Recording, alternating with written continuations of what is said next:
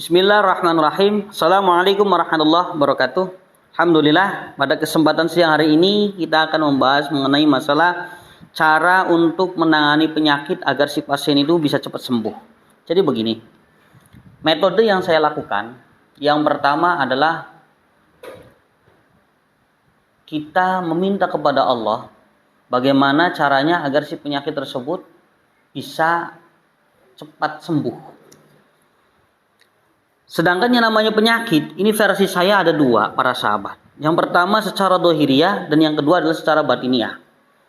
Jadi secara dohiriyah ini misalkan ada orang yang terkena penyakit jantung atau terkena penyakit stroke.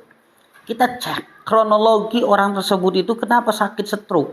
Apakah karena memang faktor pikiran atau karena faktor yang lain.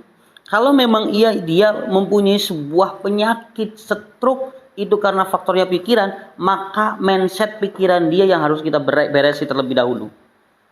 Akan tetapi, andaikan orang terkena stroke itu diakibatkan karena faktor darah, maka darah itulah yang harus kita beresi. Sehingga darah yang kotor kita keluarkan akan kembali lagi sirkulasi darah yang baru, yaitu adalah dari suatu makanan dan minuman.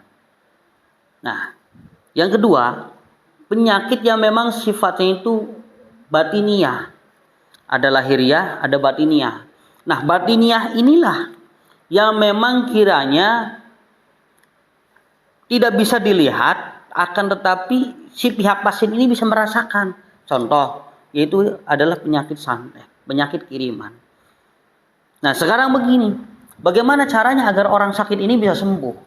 Sebab yang namanya pasien dan keluarga pasien itu inginnya simpel. Saya sakit nih, bagaimana caranya agar saya bisa sembuh?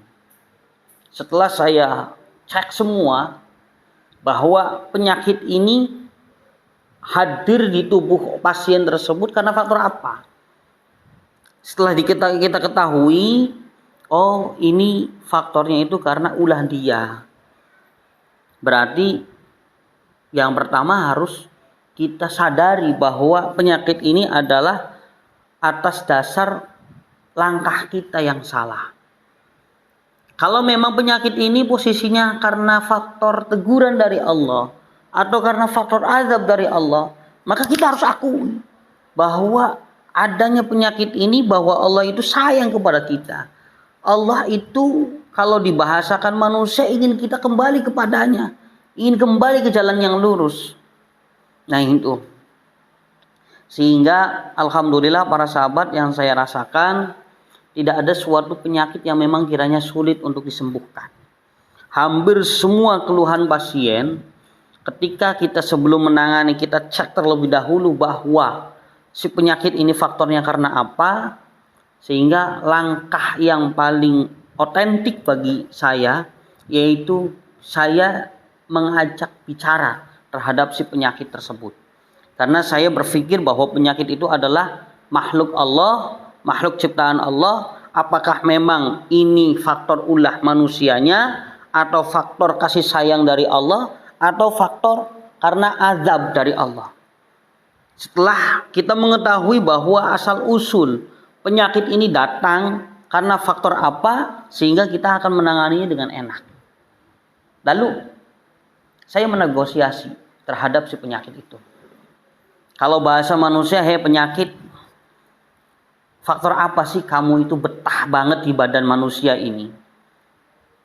Secara otomatis dia akan menjawab, oh ini faktornya karena dia itu orangnya ceroboh, makan berlebihan, makan pedas, semuanya dia makan, sehingga apa? Terkenal ya, sebuah penyakit asam lambung.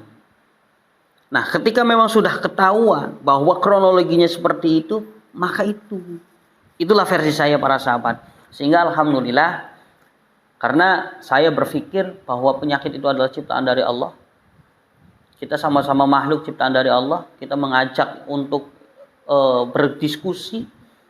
Akan tetapi ini bahasanya bahasa keilmuan. Sehingga alhamdulillah atas izin Allah semuanya bisa diatasi dengan mudah. Maka saya himbau bagi orang yang saat ini sedang mengalami penyakit, baik penyakit berat maupun penyakit ringan, baik penyakit sifatnya asam urat, rematik, kolesterol darah tinggi, bahkan jantung, bahkan stroke, kencing manis, gula darah terlalu tinggi, jangan takut. Silahkan, mumpung saya masih ada waktu, mumpung saya masih kuat, hayu kita duduk bersama, kita munajat kepada Allah bersama, sehingga yang sakit segera Allah sembuhkan kembali.